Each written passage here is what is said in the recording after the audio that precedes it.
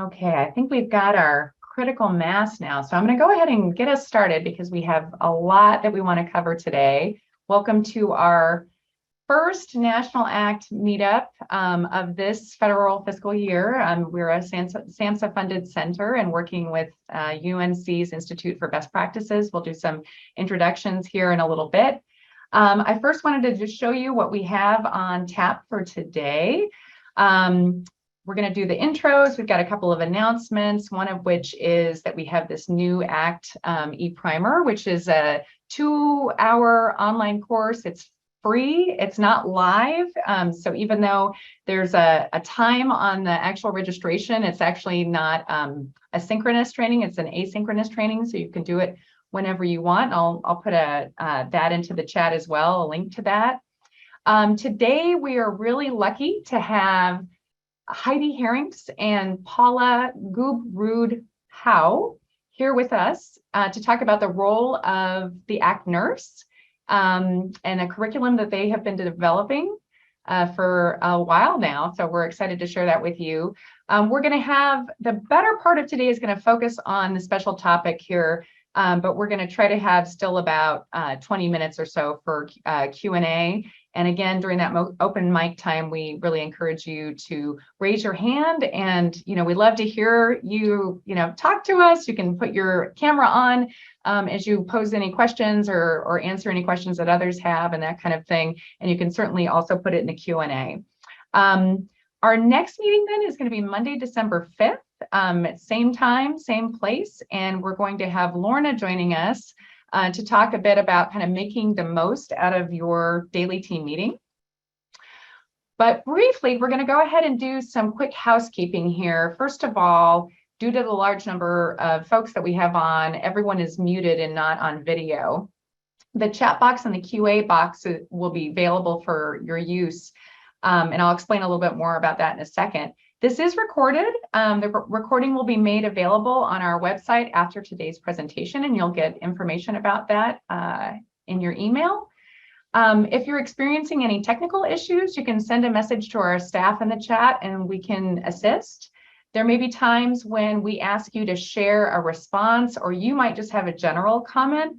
And so use the chat for that kind of thing, okay? The place that you want to put any questions that you are hoping that one of us can answer or that someone from the group can answer, you're going to put that into the Q&A box that you'll see on the bottom. So that's kind of the best place. So if you put a question in the chat you want an answer to, I may ask you to put it into the Q&A because we can't actually copy and paste those in there. And with a number of comments that we often kind of, they often get put up in the string of multiple comments and get lost. So quick introductions. As I said, I'm Maria Monroe DeVita, and I'm with the University of Washington in the Spirit Lab here and work with the Northwest Mental Health Technology Transfer Center, which supports providers as well as supporting and working with our colleagues like Heidi and Paula in Oregon, as well as supporting teams in Washington, Alaska, and Idaho. I'm a co-author with Lorna for the tool for measurement of assertive community treatment, or TMACT fidelity tool, and also support not only our Washington state teams, but have worked with actually in many of your states, as I see some of you putting your introduction in the chat here. So it's nice to see lots of familiar names, and I'll turn it over to Lorna to give her quick intro too. Hi, everyone. So I always like it when Maria goes first because I can just basically say everything she said, except it's more for North Carolina, Virginia, and then a spattering of states that we partner with in and out throughout the years, like DC as well. And in addition to my team of 10 consultants and trainers who do a lot of work with ACT and IPS supported employment and other services, we also have been leading a national ACT study that probably several of you have heard from us about in the past or will be, and we greatly appreciate your time and participation and patience with our badgering of you.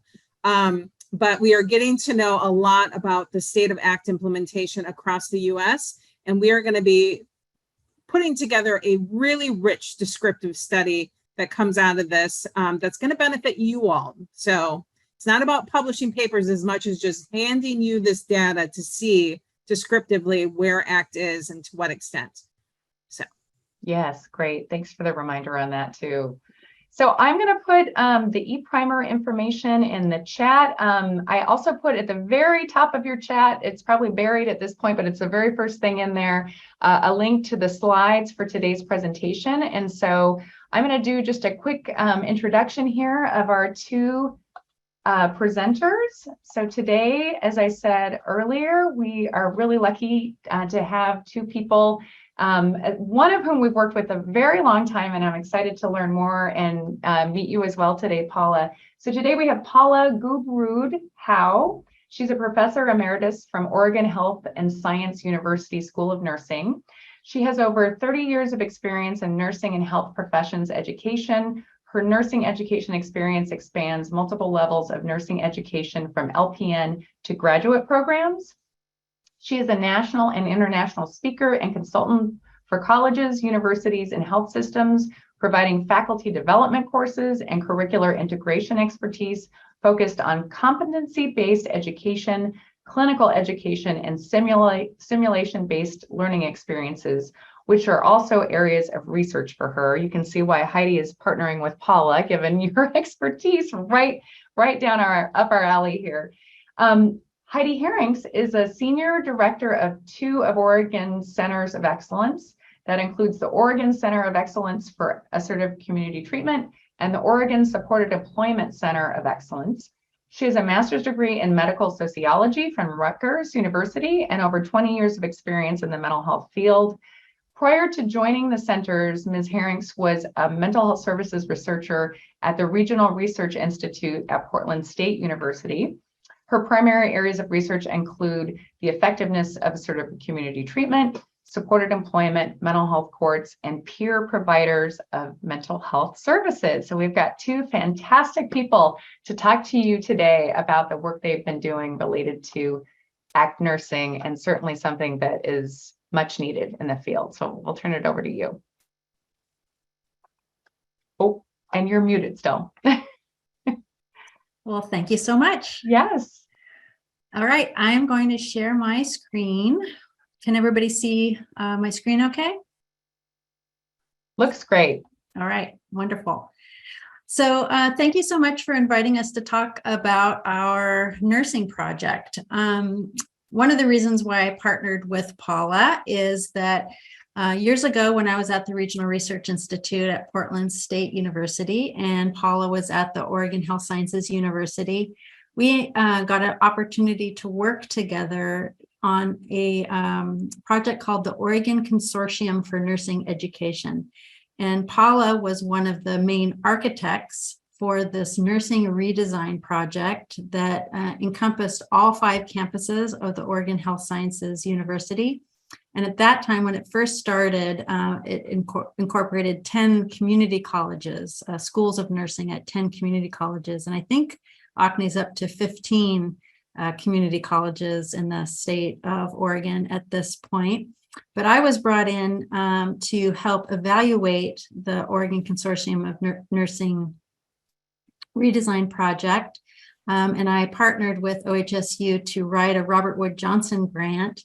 And as part of that project, we developed a fidelity scale that we used to ensure that the nursing curriculum was implemented across all of the campuses to the same degree, as well as evaluating other specific outcomes of the nursing curriculum. But it was with that work that really kind of let me know what a great nurse educator Paula is, and I really got inspired by all of the amazing work that nurses perform across our state, and kind of, I guess, maybe made me a little bit sensitive to the role of the ACT program nurse and wanting to develop the onboarding and the curriculum to a greater degree.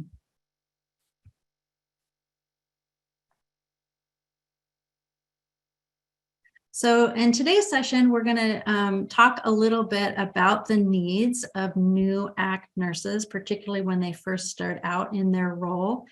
We're going to describe the process that we're using to develop a competency-based curriculum. And our process that we're using is called DACUM.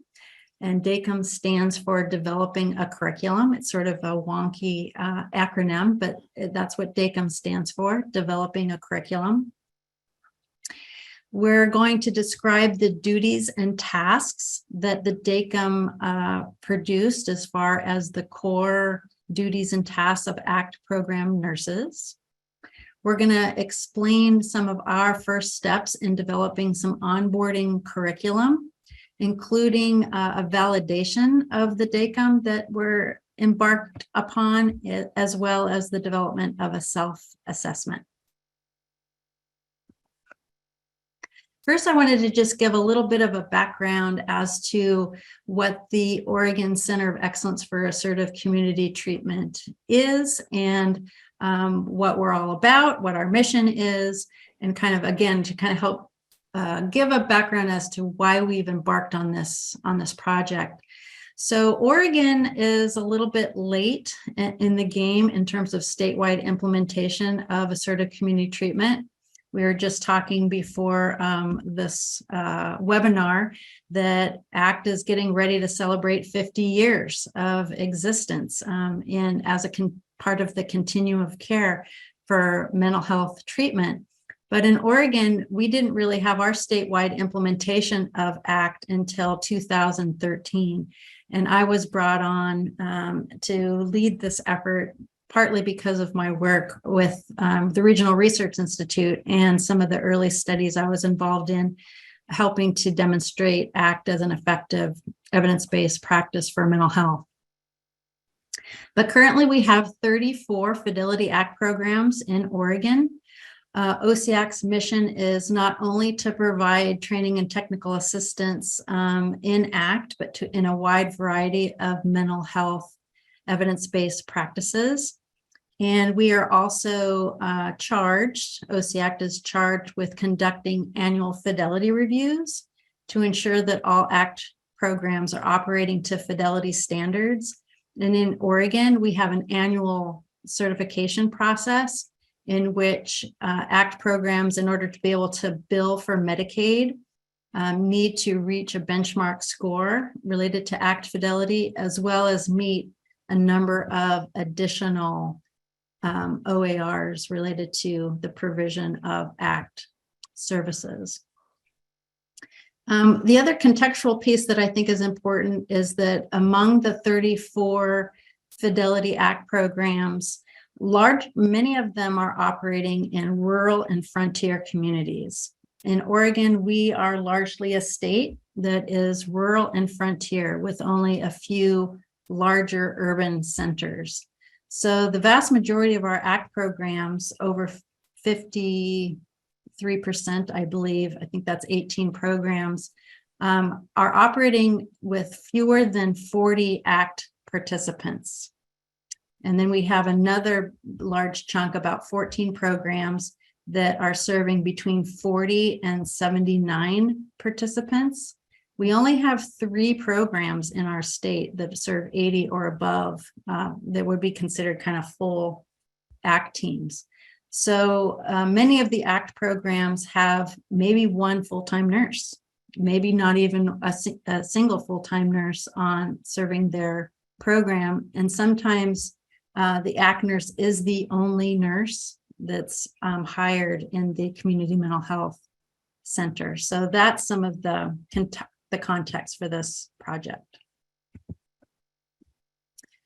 Some of the trainings that we offer in addition to ACT include enhanced illness management and recovery, integrated dual disorder treatment, motivational interviewing, cognitive behavioral social skills training for schizophrenia.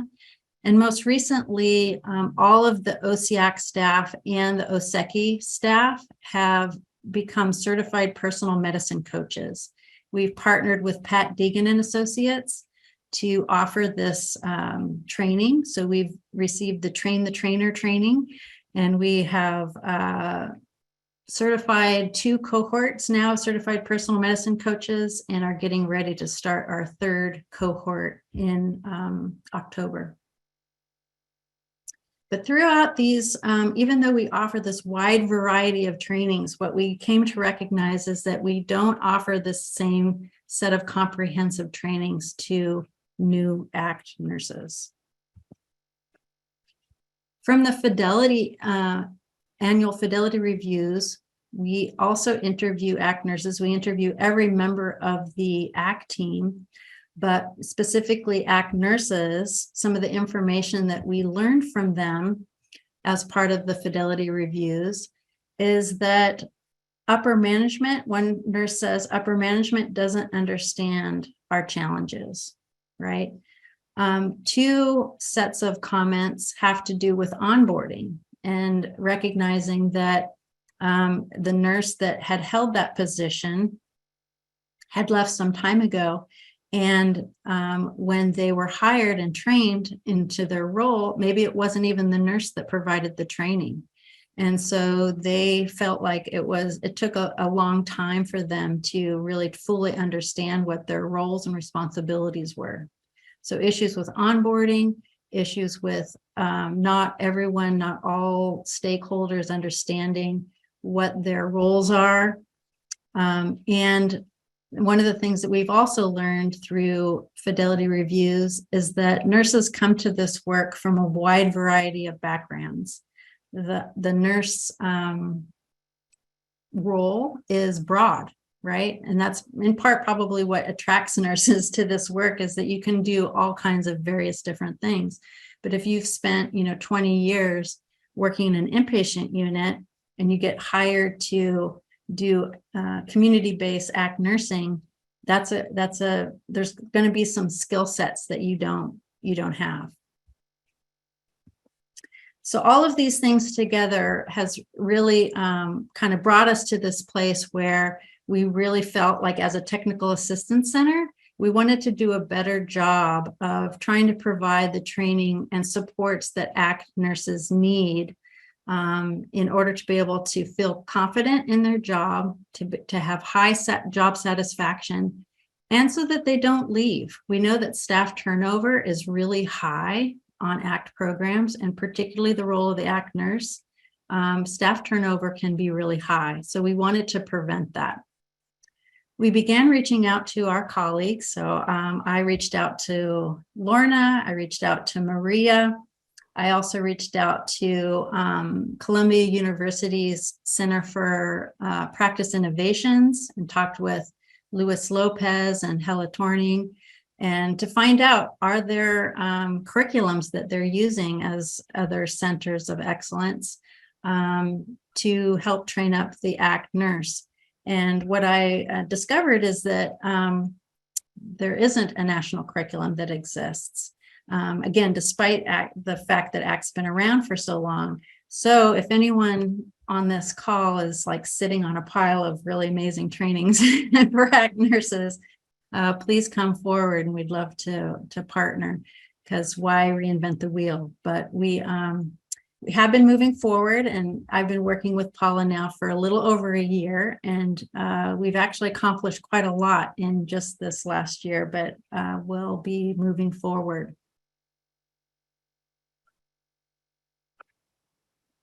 And okay, Paula. Great, thanks. So one of the kind of conceptual issues that we've talked a lot about as we've been exploring our project and working together is the notion of scope of practice. And we'll hear more about the DACUM, but we heard a lot when we did the DACUM and in our conversations about scope of practice. So Heidi asked me the other day, what does that mean? What is scope of practice? So we pretty much in nursing rely on the American Nurses Association definition, which is right here. It describes the qualified health professional and what is deemed competent to perform and permitted to uptake in keeping with terms of their professional practice. So that's the official definition of scope of practice from the ANA. However, it's actually pretty blurry. So if you read on about ANA's definition of scope of practice, they really say, you know, what it involves is the nurse's roles and responsibilities in safety, quality, and evidence-based practice. So then the question is well, who decides if a person is competency? Who decides if a person is competent? Well, mostly the nurse herself, him or herself, decides whether they're competent, whether to do something. Each state's Nurse Practice Act does define scope of practice. They are embedded in administrative rules. However, they're pretty broad things. They say things like the nurse is responsible for assessing the client. The nurse is responsible for collaborating with other professions. So they're not really typically well defined in Nurse Practice Act. There are some clear lines. So the RN does not create medical diagnosis. They don't prescribe medications, and they don't prescribe a lot of medical treatments. They can prescribe nursing treatments, and they don't order diagnostic tests. So that's pretty clear. But there are also many gray lines. And I would say that many of the constraints regarding scope of practice is based on what I perceive as my own competency. So I'd like to give you an example. So I'm going to use my own practice experience. So I worked in acute care for many years and worked in critical care. So I was competent to start IVs, but I haven't started an IV in over 20 years. The equipment's changed, protocols have changed, things have changed. I am no longer competent to start an IV, and I make that declaration. However, if I went to work in a hospital and I now needed to start IVs, I could do that with some additional in-house training and demonstration of mastery, and then I would be competent again.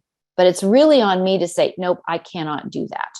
I'm not qualified to do that. So to take the IV example a little bit further, there are very complex IVs now that come with require more skill and more risk.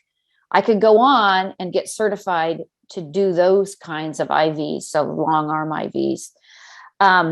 Again, I would be competent if I could demonstrate mastery. If I tried to start one of those IVs without that additional training, I would be practicing out of scope. But the situation relies on me to say, no, I can't do that. I'm not competent to do it. I might harm somebody. So, the reason we bring this up is as we had our conversations with our nurses and went through the DACUM process, we heard that there were things, needs that ACT participants had that the nurses were perceiving were out of scope. So a couple of examples would be foot care and wound care. So, that's the question. Is an ACT nurse, is wound care, foot care, other things out of an ACT nurse's scope? Well, basic wound care is covered in every pre-licensure nursing program, and everybody should have basic competency to do wound care. If you want to go get certified as a wound care specialist, then you would be able to provide complex wound care. And certainly any nurse could take direction from a wound care specialist regarding the procedures or process task regarding a specific wound care situation, and that would be in their scope. So the bottom line is practicing with scope of practice requires mostly judgment. You do have to adhere to the defined scope of practice in your Nurse State Practice Act. However, mostly scope of practice relies on my own judgment about my own competency and really less on rules that have to be followed. So next slide, thank you. So, and the reason we kind of had this conversation about scope of practice over and over again is when we look at what ACT nurses do, in order to fully provide integrated care, they really need to be practicing at the top of their scope of practice. So, and what that means is managing both psychiatric and chronic health care medications, conducting interventions and assessments. The aspirational goal would be that the ACT model of care includes both the physical and psychiatric care of a participant. And there's a great article by Weinstein et al. That talks about fully enacting guided care, which would be really integrating that mental health piece with the chronic health issues. So part of our goal is to align ACT fidelity for the role of the nurse to the scope of practice to facilitate more integrated care for participants.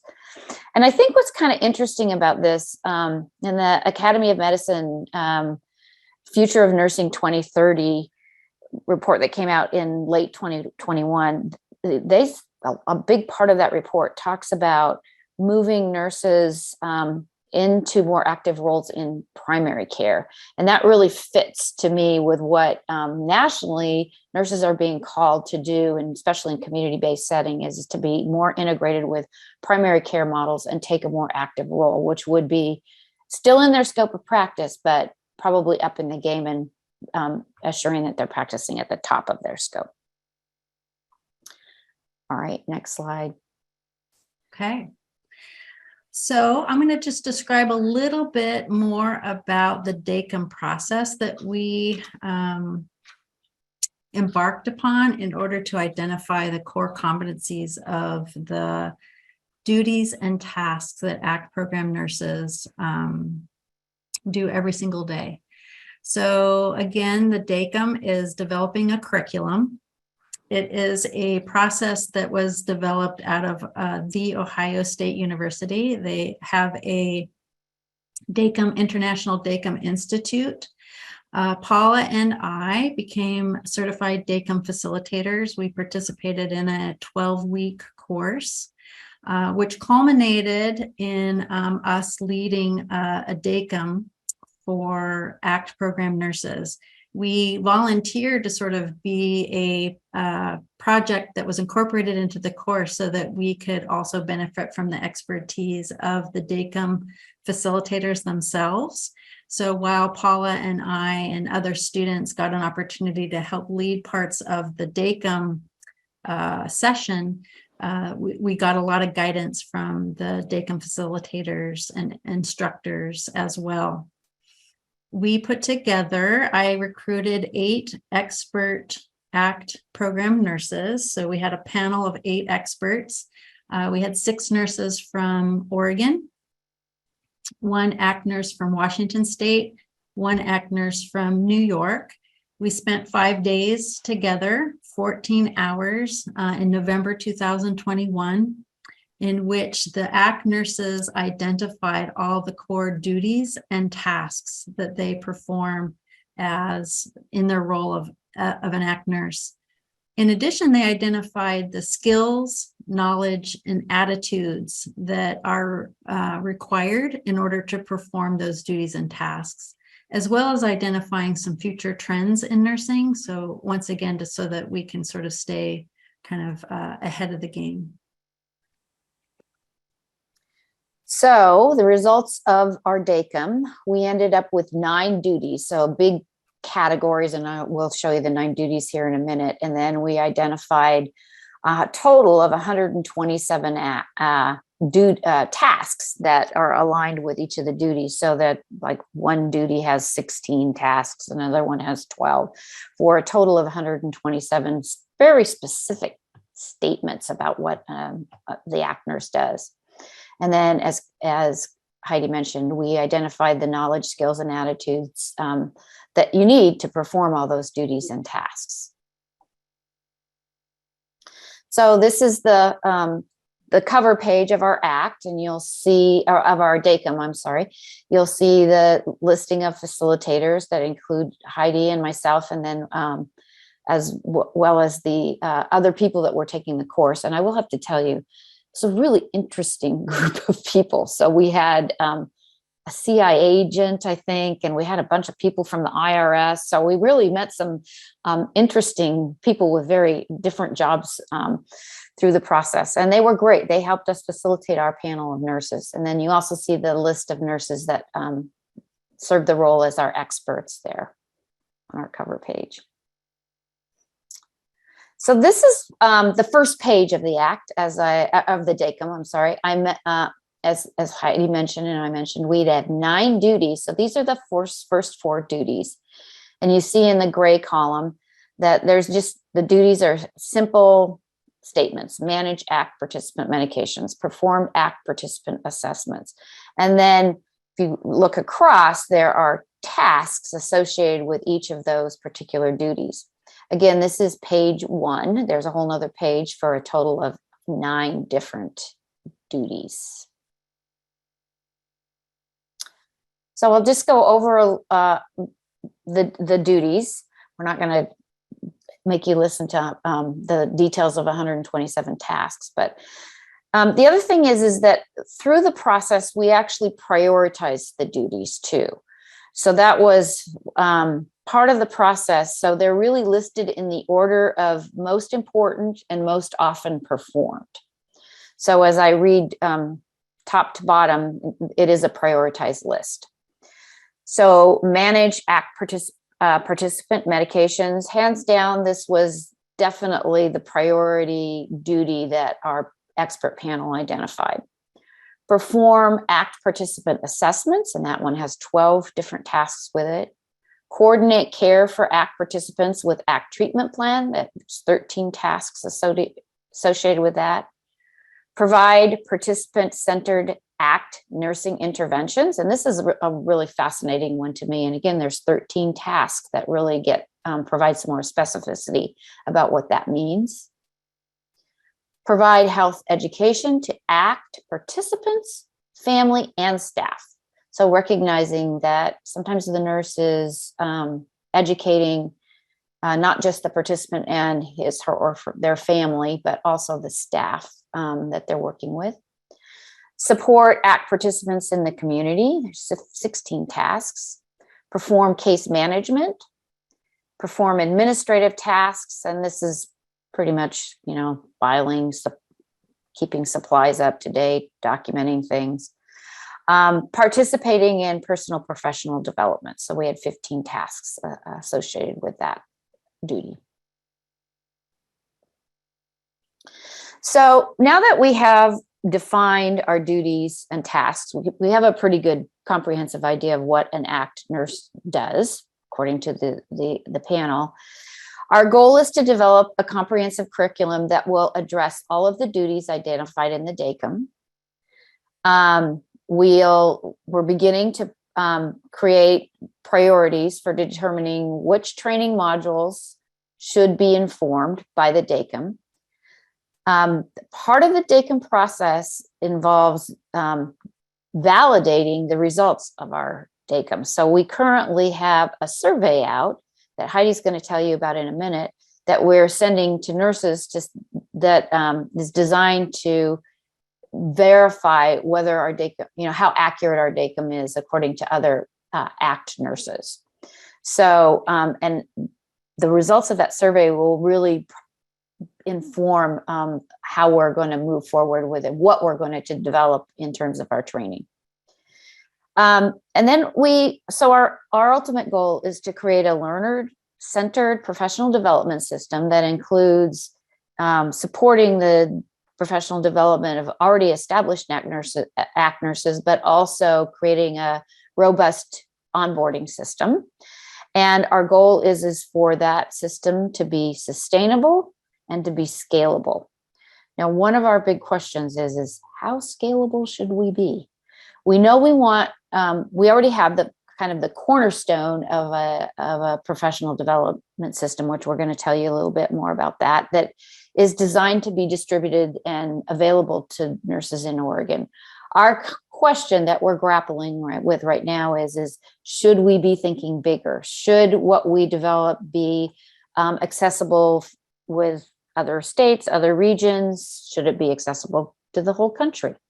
So that's a a conversation that we're interested in hearing more about from all of you as expert ACT providers. So as Paula mentioned, we have already begun developing some trainings based on what Oregon ACT nurses have stated that they need, particularly as part of the fidelity reviews and as part of our annual conference presentations and hearing from ACT nurses. We've developed a more comprehensive ACT Nursing 101, which provides an overview of all of the duties specific to the ACT program nurse.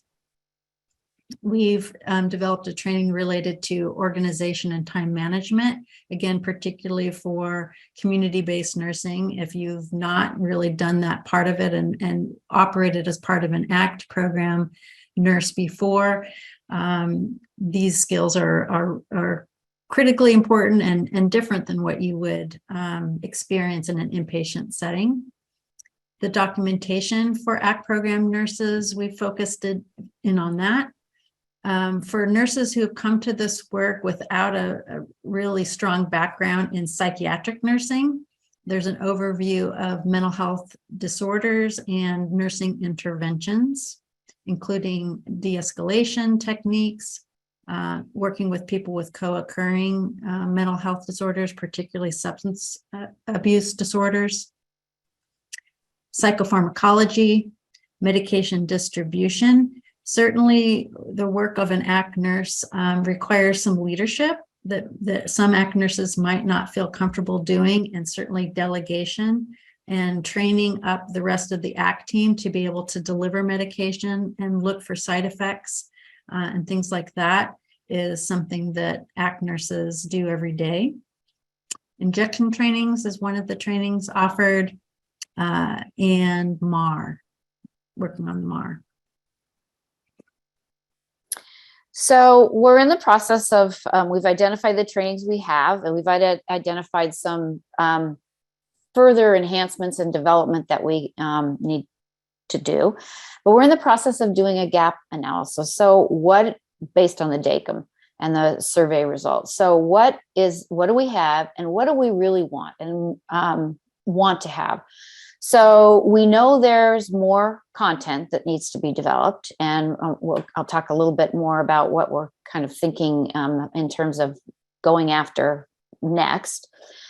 We are in the process of developing a self-assessment tool that could be used by a new nurse when she's onboarded, he or she is onboarded based on the DACUM. So it would allow the new nurse to go through and say, I'm comfortable doing this.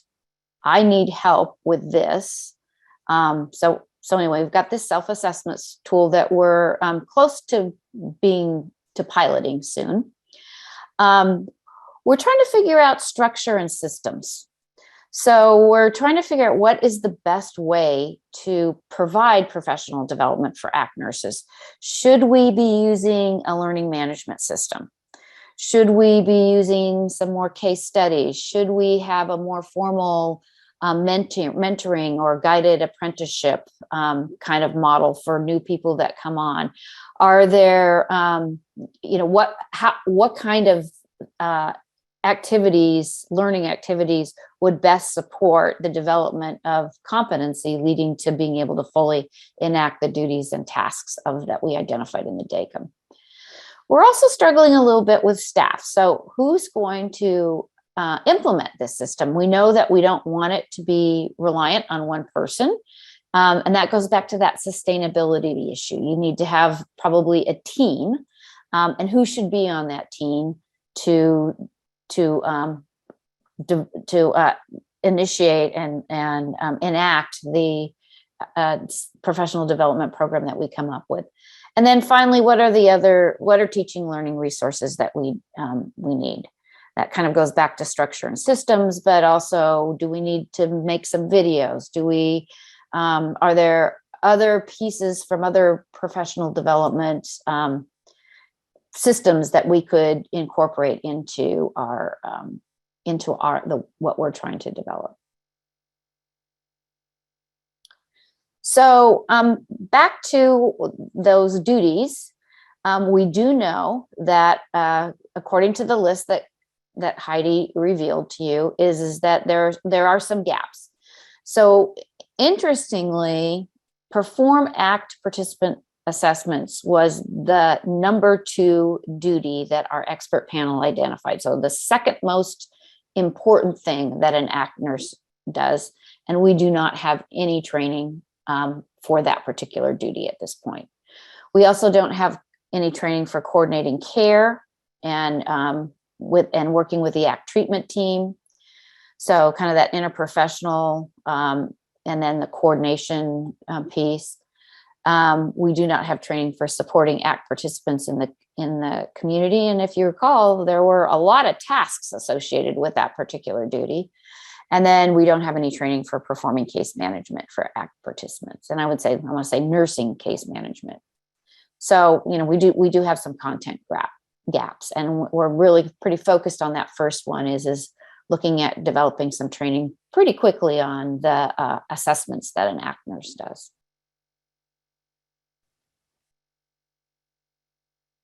Okay, so we have identified some areas that we know that we need to develop some trainings regarding, but in the meantime, we are also validating the accuracy of the DACUM. So once again, we had a panel of 8 expert nurses who provided the DACUM chart and identified the original core duties and tasks. But what's important before we just sort of accept that at face value is to really make sure that that resonates with a larger pool of ACT program nurses. So I reached out to Maria and to Lorna to help administer this survey. And our survey of the duties and tasks that were identified by our expert panel has been sent to ACT program nurses in Oregon, Washington, North Carolina, and Virginia. And so we have a sampling pool of approximately 150 ACT programs. And we've asked the nurses in those programs to validate the findings from the DACUM chart.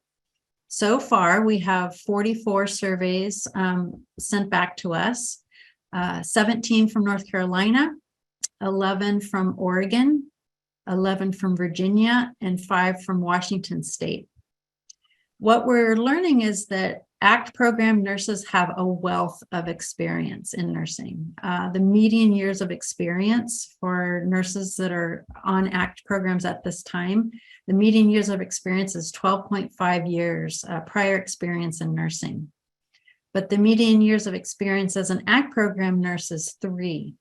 So similar to the findings that we had from our fidelity reviews for ACT program nurses in Oregon, nurses are coming into ACT a little bit later in their career from a wide variety of backgrounds. So one of the pieces of information that I'm going to share with you today is one of the questions that we ask ACT program nurses, part of our validation process. Well, we ask actually 3 main questions.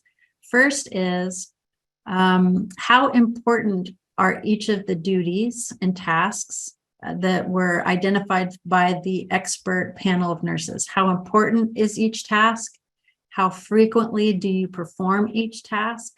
And how difficult would it be for a brand new nurse, ACT nurse, to perform these tasks? So we asked those 3 questions for each of the tasks in the DACUM. And we're going to be ultimately using that information to develop probably some composite scores, which will allow us to integrate that information into a way that would help us prioritize the information that we need to develop in terms of training material. But for the purposes of today's presentation, to just kind of go over some preliminary findings, I'm only going to be looking at the question related to the difficulty of this particular task for a new ACT program nurse.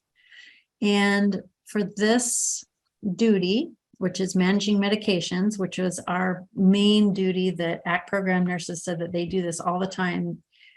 The tasks associated, as we mentioned, there are 15 total. This illustrates the ranking of the most difficult. Ranked first was supporting ACT participants in developing medication autonomy. Ranked second is advising ACT participants on medications, including side effects, correct dosaging, and answering questions.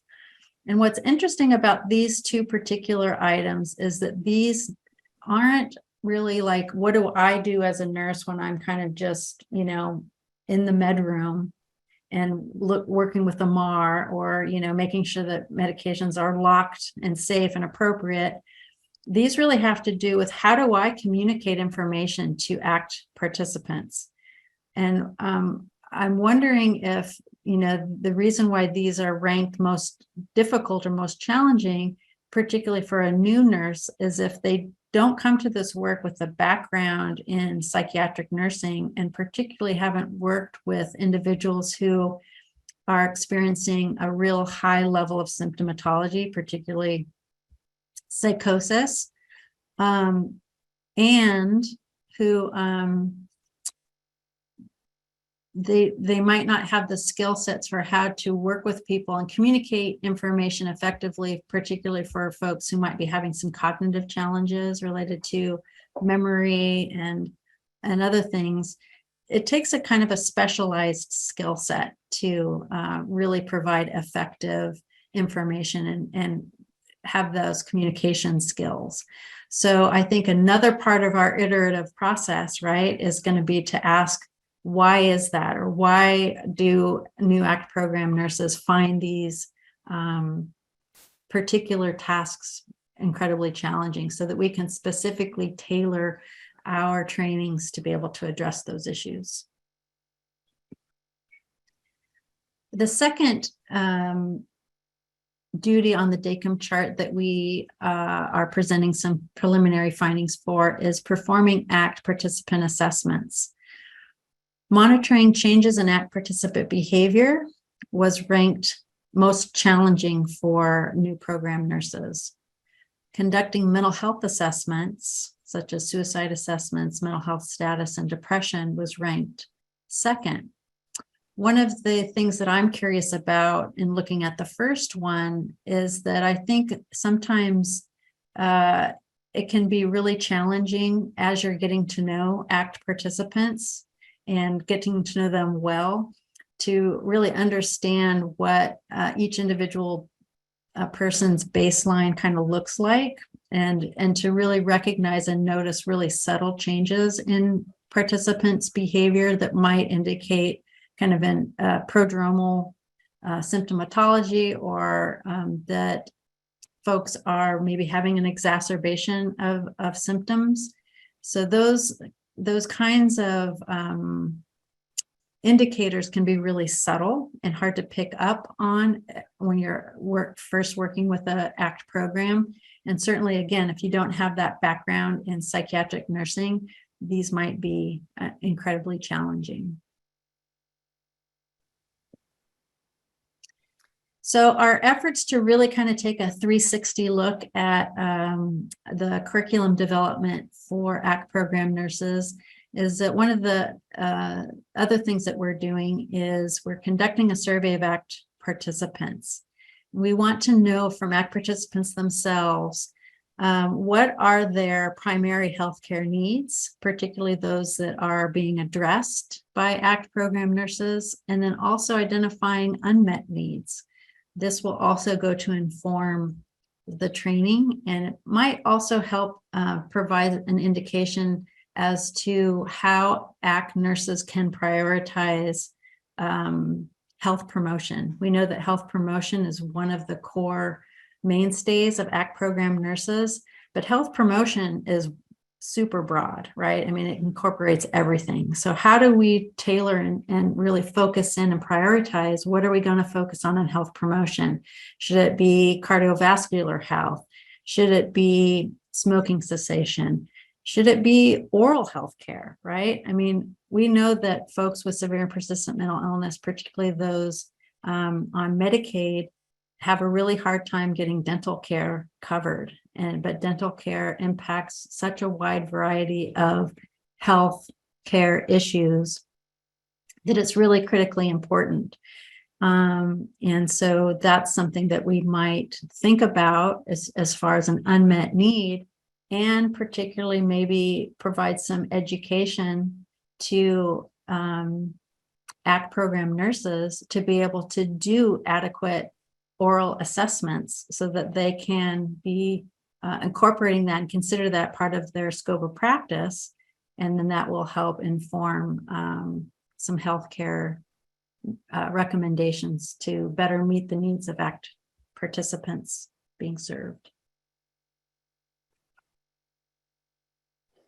So, in summary, our next step is to develop a robust onboarding professional development system. We have a draft of our self-assessment. We're about ready to pilot it, get some responses to it.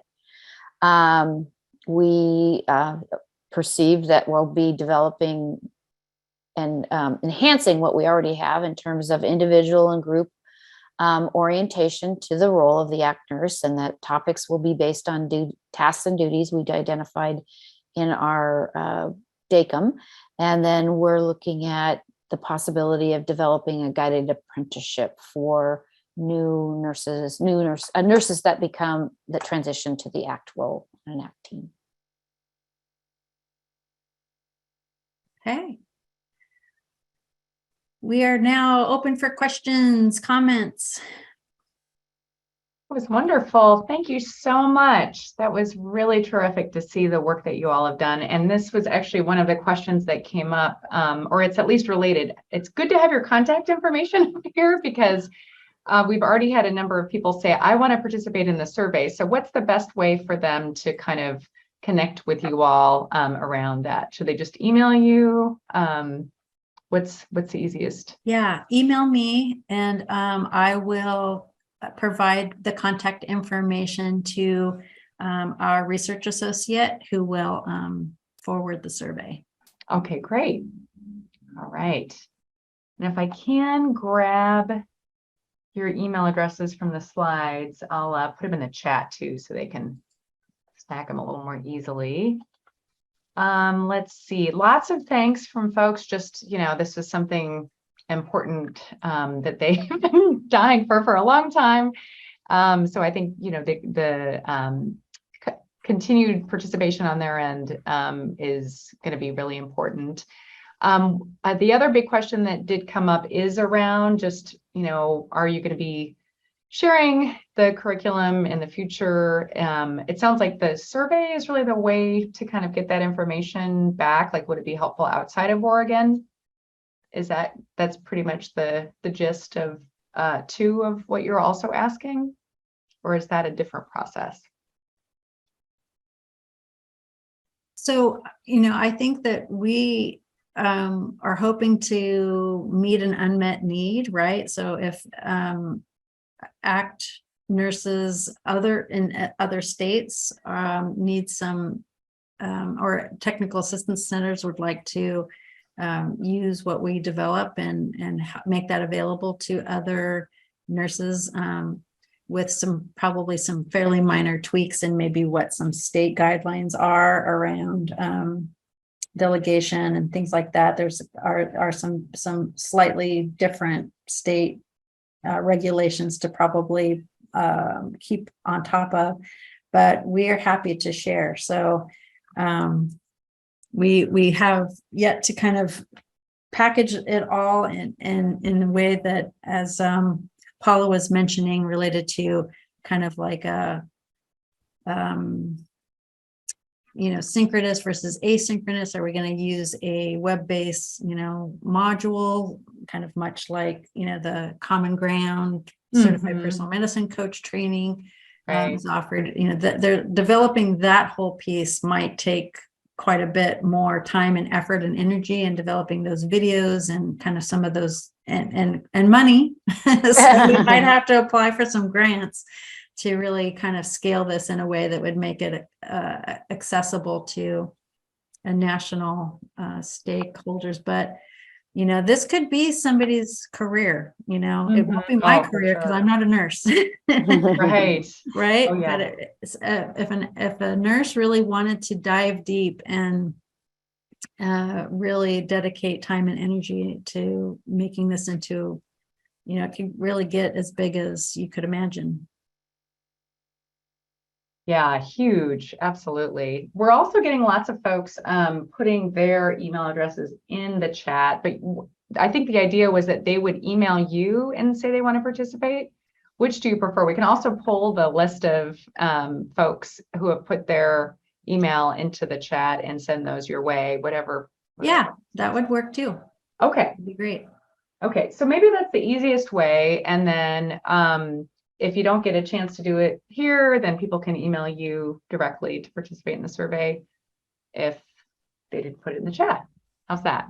Sounds good. And then it's not multiple purposes, especially since they already copied it and pasted them in. So the other question that came up is around the use of like being able to kind of forward the survey to other nurses in a state. So we've got a few people that represent other kind of centers of excellence and training and TA centers like, OCACT. And so what's the best way to kind of get broad participation that way? Yeah, I think, I guess I would like to just make sure that the nurses that are responding to the survey are going through sort of a fidelity process, right? So we want to make sure that the ACT program nurses are following sort of ACT fidelity, and so that's kind of, I think, the main issue in terms of who's going to be responding to the survey. Yeah, that makes sense. So given all the people that are saying they would like to participate in the survey, it's quite a lot. Yeah. So you'll just be kind of vetting that a little more, like which state that they represent and that kind of thing. Yep. I wonder, because I don't know that it would be clear which state each of these folks is from, I guess is the other concern. So I don't know what it makes. Do you want to have a better process for you so that it's not as hard for you than them putting it in the chat this way? I'm just seeing a bunch of, I wouldn't know where half of these people are actually, which state they're from. Some of them are easy, but others are not. Yeah.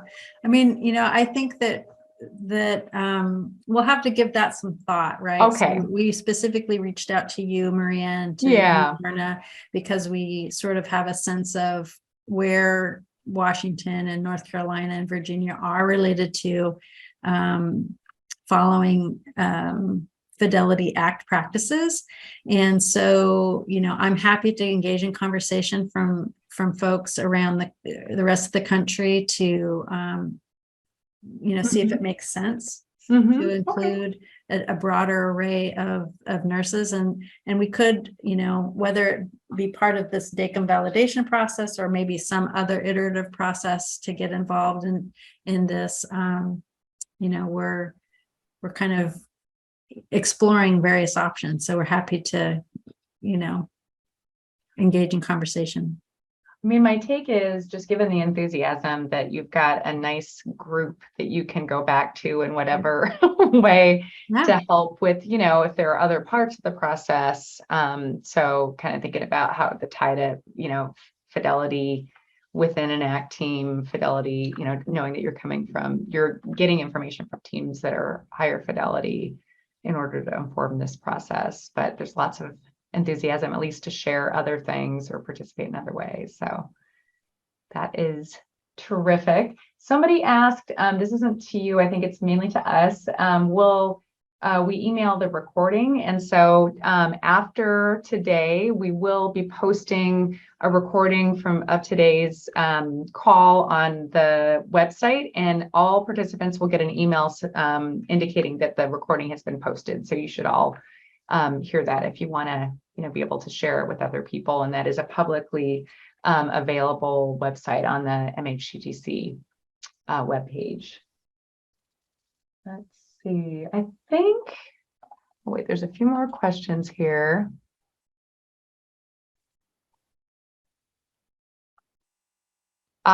Just a question, what else can we do for ACT nurses in this process? I mean, it sounded like you were trying to, sort some of that out. Like, what else do we need to do, and what other kinds of ways could you enlist their help? So nothing tangible yet, other than the survey is going to be a big one. So Sonia, that was your question. So just letting you know that, there'll be, if you put your email address in there, there may be some future opportunities. If there's any other questions that we can answer here. Katie, I'm not sure of your questions in here. If you want to, you can also raise your hand and we can unmute you.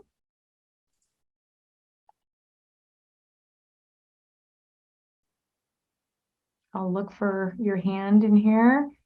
Are we able to get a list of the 9 duties and tasks? So the DACUM chart itself is up on our website, ociact.org, www.ociact.org. And so if you want to see the entire DACUM chart, it's readily available. Great. And then our folks who have raised hands, let me just find, okay, Katie. Okay, Katie, I just unmuted you. I think you just need to unmute yourself. Can you hear me? Yes. Okay.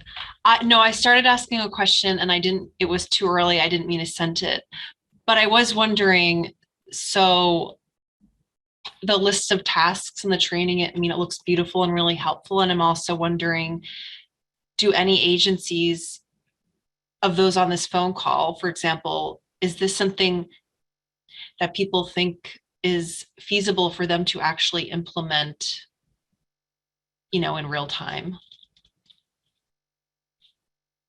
I don't know if that makes sense, but that's what I'm kind of wondering, like, how realistic is this to actually implement, in real life? So I think that the information from ACT program nurses, this is what they actually do, right? So these are the things that they say that they do every day. So managing medications, completing the MAR, delegating medication deliveries, all of these things are things that ACT program nurses actually do. So the question then becomes, are community mental health agencies equipped to provide the specific training that ACT program nurses need? And if they're not, can they come to, centers like ours? So, our goal is to provide, and our state basically supports us to be able to support ACT programs. So if community mental health agencies aren't meeting the needs of ACT program nurses, are there things that our nursing consultant do to fill that gap? So so part of what we're hoping to do is, like, let's say, we're working with a community mental health agency in Central Oregon, and they just hired a brand new ACT nurse. They work with us, and we're in constant collaboration with community mental health agencies. So we know when there's vacancies for nurses, and if we keep in good contact with them, they can alert us to say, we just hired a brand new nurse. We would like for them to work with OCIACT and get them onboarded. So we would conduct a self-assessment. We would work with that new nurse and say, can you complete this self-assessment and let us know what areas you feel competent in terms of all these duties and tasks, and what are some things that you feel like you need additional training in. And then that's where our nursing consultant can then develop a tailorized training onboarding curriculum to say, okay, if you don't feel comfortable giving injections, in a community park or visiting homeless encampments, then what can we do to help you feel comfortable doing those things? And some of that might be having our nurse consultant come and work on site with the new nurse. Some of it might be doing more video conferencing. So these are things that we're hoping our ACT program nurse consultant can provide to community mental health agencies. Does that help clarify? Yes, it did. Thank you.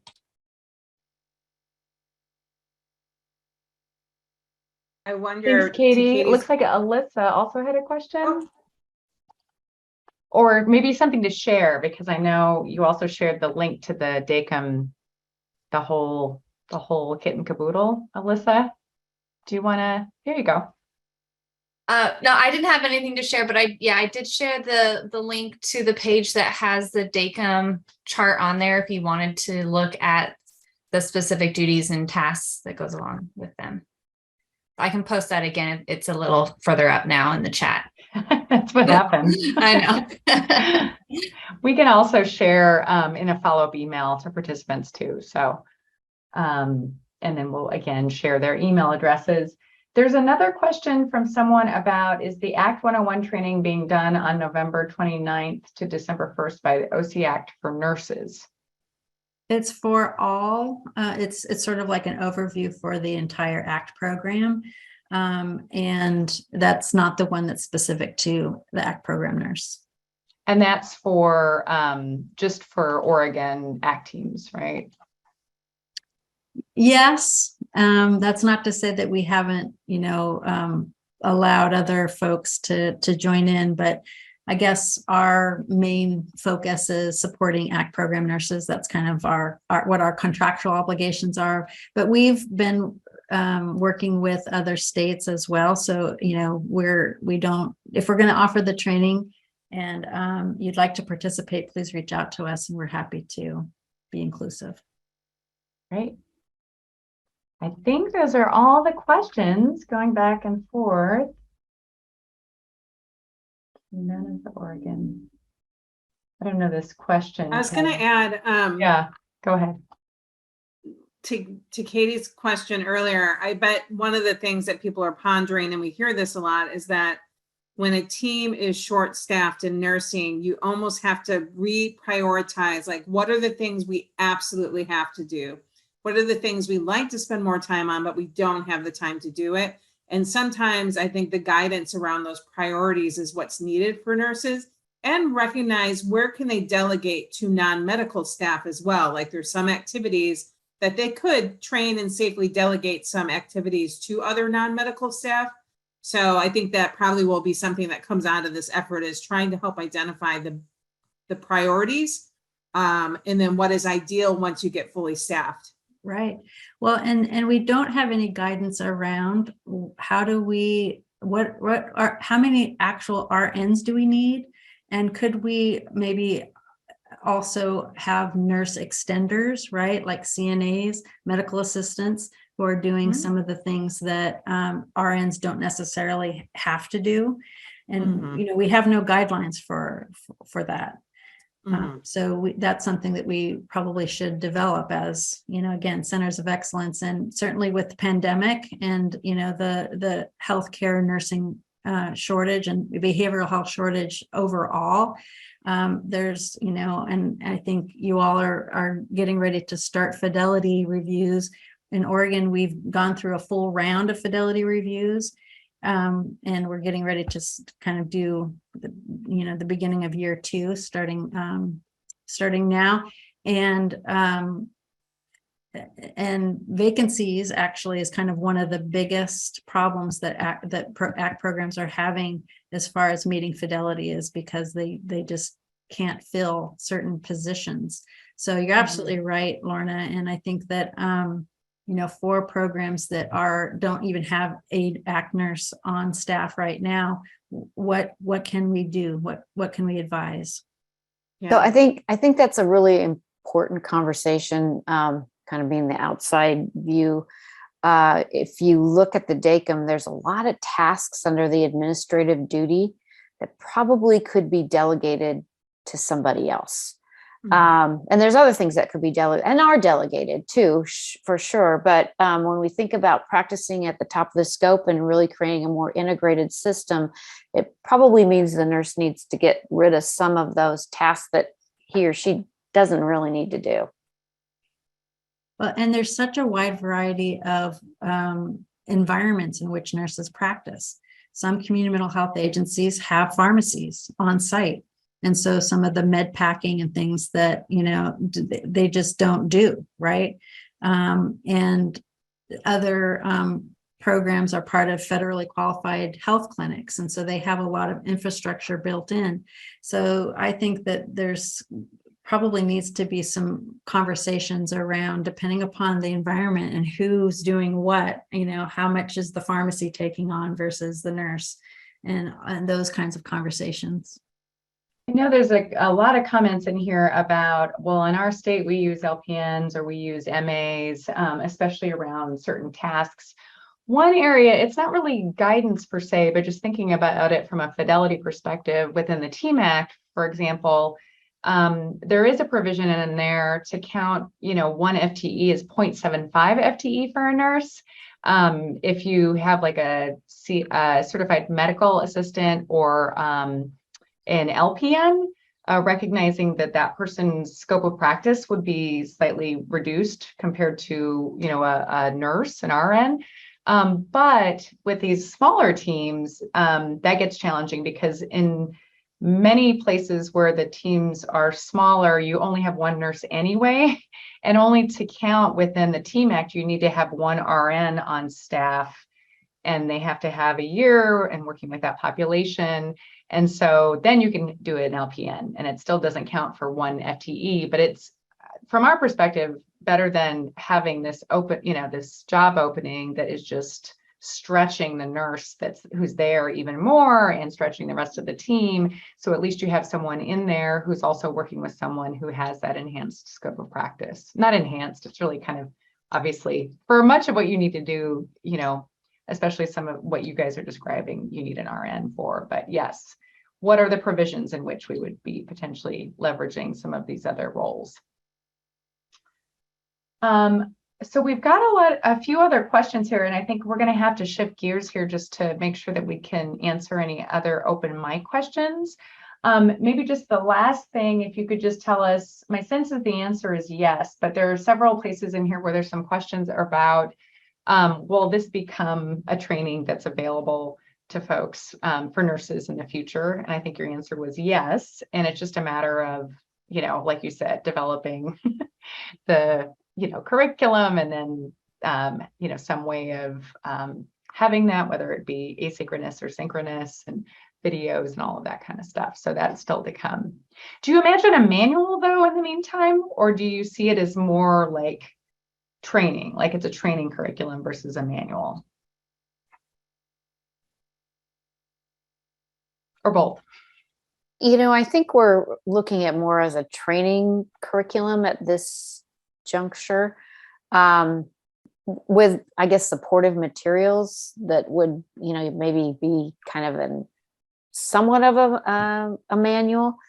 Problem with manuals is things change and then you have to update them, and a manual might be appropriate for one state's narrative or scope of practice definition from their state board of nursing, but not another. So I think we're not really thinking about a manual at this point. I don't know, Heidi, what do you think? Yeah, I think, what we just started with is like, let's just create a set of PowerPoints that we provide on a monthly basis, and some trainings, and then, some visits to do some on-site work to really help nurses feel supported in the role. And again, we were kind of originally focusing in on Oregon, but I think as we are recognizing that there's a much broader need for this, that's where we're kind of thinking about how scalable are we going to be making this and how available. So there's more to come on that.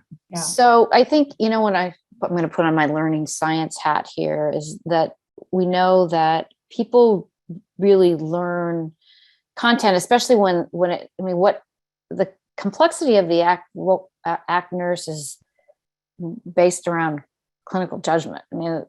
There's not a set of rules to go to help you figure out what you're going to do.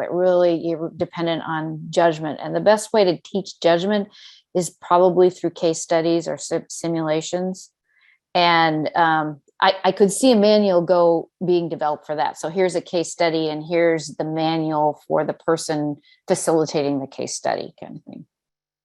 Right. And so there, I mean, this can inform, I think, nurse education kind of proper, right? I mean, if we want nurses to be coming out of, a 2-year program or a 4-year program with a set of competencies in psychiatric nursing and in community-based nursing with clinical judgment to be able to work with this population, these kinds of, curriculum development could be incorporated into schools of nursing and nursing programs. There's actually a huge HRSA grant that it's kind of about in year 2, I think came out 3 years ago. So the programs have 1 more year that focused on primary care and in the community. And so we're starting to see the national initiatives saying we've got to include more primary care and community-based nursing experience in pre-licensure nursing curriculum. Now, but at the same time, now we have competing interests because there's such a shortage in acute care right now because of the pandemic and the consequences of that. So we'll sort of see how that all shakes out. The other thing that I guess is sort of unique to Oregon, renewing your license does not require CEUs. So we tend to not do CEUs with professional development because you don't have to submit it when you apply to renew your license, which most states do require CEUs. So that's another question is should we just go ahead and go through the process of getting the training certified with CEUs so other states can use them for their license renewal? Yeah, that's huge. I think that's a biggie right there. Well, thank you so much. Just given we've only got 10 minutes in our meeting, we'll probably need to shift gears, but I'm hoping that this is kind of the beginning of more conversations about the role of ACT nurses. I am going to send along too some of the work that we've done in first episode psychosis and coordinated specialty care programs. That is kind of a role of nurses there. It's obviously a smaller team, but it's, kind of similar in terms of multidisciplinary to see if anything lines up there. But it is a manual. It's not, we're actually developing the training curriculum now, so it'd be good to different population, but a lot of this a similar task. So, so thank you guys so much. A little virtual clap here, and feel free to join us for the last 10 minutes or so. Lauren and I are just going to kind of shift into our open mic time. I know we did have we had a hand up and I think it went down. Oh, there we go. Tishna. Now, I don't know, Tishna, I apologize if you were here to ask a question about nursing. Is it about nursing? Because I am. Hi, Lorna. Oh, we cannot hear you very well, though. No, are you able to, oh, you just went away. Let me try it again. Okay, let's try that again. You were just a little hard to hear. better? Yes. Okay. I'm sorry. I'm working remotely and trying to make everything work. I do apologize. But yes, so for nurses, what I was wondering, because I did like what I heard and I wasn't sure for new staff, I know for my agency, we have like Relias to have the trainings for it and kind of the reboost, and a lot of the new staff that come to ACT do that. So I wasn't sure if some of the trainings could be kind of incorporated into that for nurses. And also with this curriculum that you're trying to create and have done, would it be something like ACT 101 that's kind of offered and have to be completed within the time frame like ACT 101? Yeah, I think that was kind of the idea, was that they are developing basically an onboarding curriculum for nurses to be able to, that's part of the requirement as they, begin working within an ACT team specific to Oregon. And I think the question was, would there be something kind of like Relias or something like that available, especially when you consider that, nursing education, having continuing education is often important in most of these states. And so I think we're saying they, might entertain that idea in the future, but right now the focus will just be on Oregon. But at least they can share right now, the list of the different tasks, and we'll be keeping us apprised of kind of additional efforts to extend the work outside of Oregon. So great idea. I think that you're right on the same track of kind of what they're thinking there. One of those is more near term and the other is further away in terms of kind of more broad dissemination within something like Relias. Okay, thank you. Thank you. All right. Is there another question out there? Oh yeah, the link to the e-primer. I will put that in. I think I have it ready. Okay, you're faster than me. I had it like ready to go and then I just didn't. Let me just get Okay. So let's see here. Just got it. There we go. I was gonna call out that Heidi's amazing self-portrait. I believe she probably painted that. She's an awesome artist. That is amazing. Yes, I did. Thanks. Beautiful. All right. Is the person who's on right now, Joanne? Let's see. I don't think I have you on here. There you go. You can go ahead and unmute. Thank you. Appreciated everyone's time in the presentation. I'm in Massachusetts. Very, very hard to hold on to nurses. So I've been involved with PAC for a long time, many positions, a team leader, and now the director overseeing 5 teams.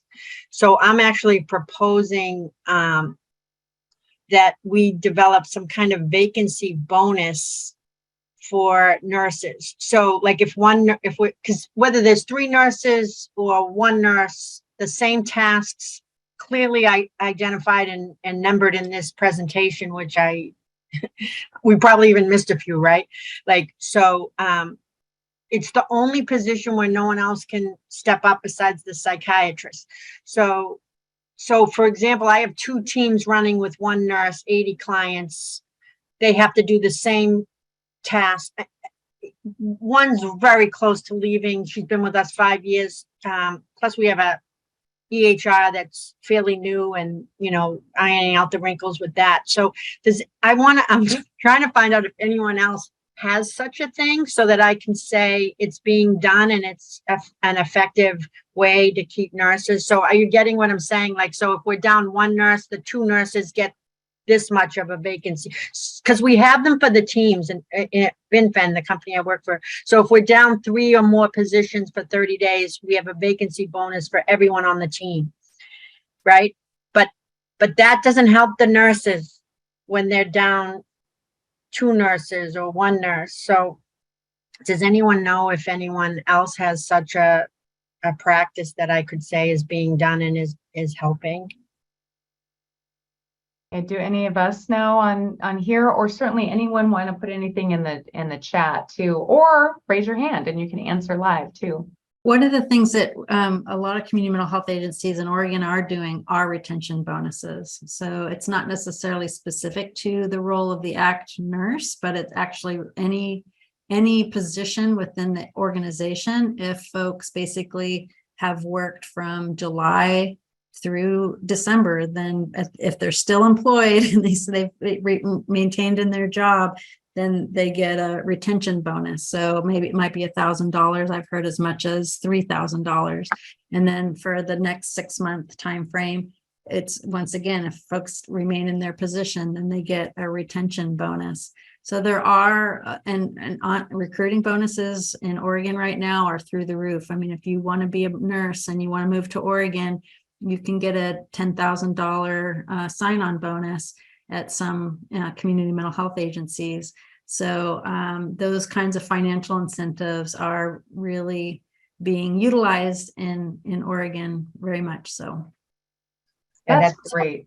Go ahead, That's Joanne. helpful. Yeah, that's helpful language. We do have the sign-on bonuses at 5,000, which is more than we've ever had before. 10 would be great. We just lost a nurse to a $20,000 sign-on bonus for an emergency room psych unit in a general hospital. So, we're a nonprofit, right? So it makes it hard. But I see some other responses in the chat too. Yes. Thank you all very much. Thank you. Great question. And if anyone else wants to document in here what you're doing to recruit and retain nurses, or really any other staff, honestly, because this is the next topic I'm going to briefly bring up here before we sign off for today. But put that in the chat, because we'll use the chat later to kind of crosswalk with some future efforts, and also just helping other states who kind of, come to us with these kinds of questions, including our own states where, recruiting and retaining nurses is certainly challenging.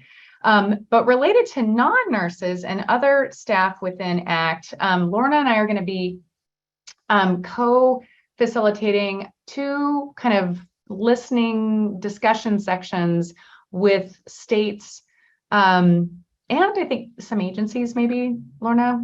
I think we're still figuring out kind of who are the target folks, but not necessarily ACT team members. So it would be different from this group here. But engaging at the very least state folks and people who basically are kind of charged with hiring behavioral health workforce for ACT teams. We've been approached by several states already saying, what are people doing about this? This is nice to be able to see it in the chat, what people are doing, especially about nurses. But again, it's great to see some of these other strategies being used. If your state is needing to participate in something like this, like you feel like, boy, we need to figure this out, my state isn't doing any of this stuff, that's kind of the purpose of this work session. And so, or I've called it 3 different things. I think I called it a listening session, a discussion section, and a work session.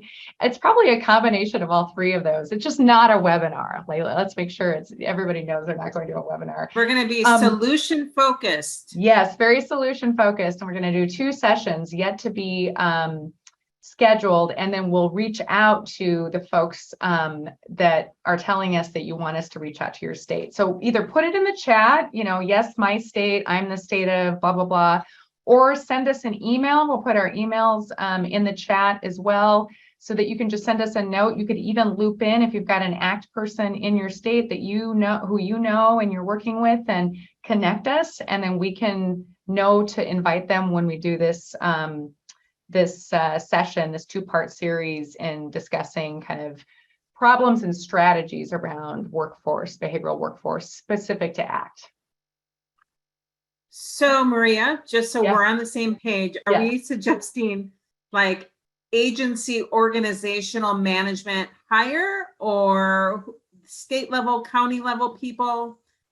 Yeah, tell me, because this is when you got the questions from your people. We just described it as behavioral health workforce for ACT. So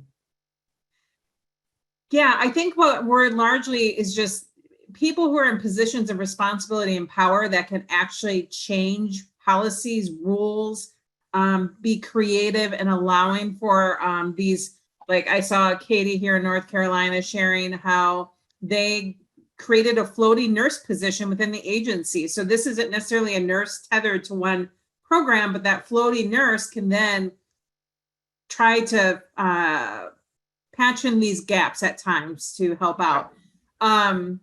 So I think we're thinking about, clinical directors, managers, CEOs, county officials or state officials who play some role that can have a trickle down in terms of your practice. I'm not sure if I made that. Well said. All right. And we will be announcing this again to our group. I'm also, just because I'm sensitive to time, we're 1 minute over. So as you all know, we're meeting every other month. So the next time we're going to get together is on December 5th. And Lorna is going to be talking more about getting the most out of your daily team meeting. And it's going to be beyond just, oh, you should meet every day. It's going to really drill down into sort of the function of the various roles, and kind of making the best use of it, because we know a lot has kind of changed or shifted with COVID. And so we're really trying to get ourselves kind of back on track with that. And then in February, which would be the next meeting, my colleague, Dr. Sarah Kapelovich, is going to be coming in, and she's going to be talking about Psychosis Reach, which is a family and caregiver approach to CBT-informed care. So it's actually working with family members to do kind of their own sort of CBT-informed care with their loved ones, and then training team members to help support that work. So she will be doing that in February. And in the meantime, have a great fall. And the next time we talk to you, it will almost be winter. So enjoy your fall, everyone, and be safe, and we'll see you soon. Thank you. Thank you. Bye. Bye-bye.